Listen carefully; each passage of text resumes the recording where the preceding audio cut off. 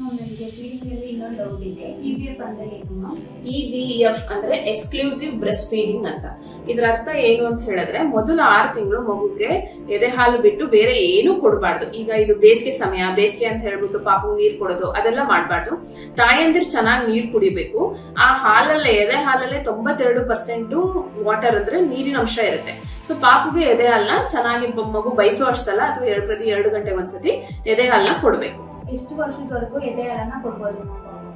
6 ತಿಂಗಳವರೆಗೆ exclusive breast feeding ಅಂದ್ರೆ ಎದೆ ಹಾಲು ಮಾತ್ರ ಕೊಡ್ಬೇಕಾಗತ್ತೆ. 6 ತಿಂಗಳ ನಂತರ ಪೂರಕ ಆಹಾರ ಕೊಡ್ಬೋದು. ಪೂರಕ ಆಹಾರ ಅಂತ ಹೇಳಿದ್ರೆ ಬೇಳೆ ಕಿಚ್ಚಿ ಕೊಡೋದು, ತರಕಾರಿ ಕಿಚ್ಚಿ ಕೊಡೋದು, ಅಥವಾ ರೈಸ್ ನ ಸ್ಮ್ಯಾಶ್ ಮಾಡಿ ಕೊಡೋದು. ಈ ತರ 2 ವರ್ಷದವರೆಗೆ ಹಾಲು ಕುಡಿಸ್ಬೇಕಾಗತ್ತೆ ಮಗುಗೆ. ಸೊ 6 ತಿಂಗಳವರೆಗೆ ಕಡ್ಡಾಯವಾಗಿ ಎದೆ ಹಾಲು ಮಾತ್ರ. 6 ತಿಂಗಳ ನಂತರ ಪೂರಕ ಆಹಾರದ ಜೊತೆಗೆ ಎದೆ ಹಾಲನ್ನ 2 ವರ್ಷದವರೆಗೆ ಕುಡಿಸ್ಬೇಕಾಗತ್ತೆ.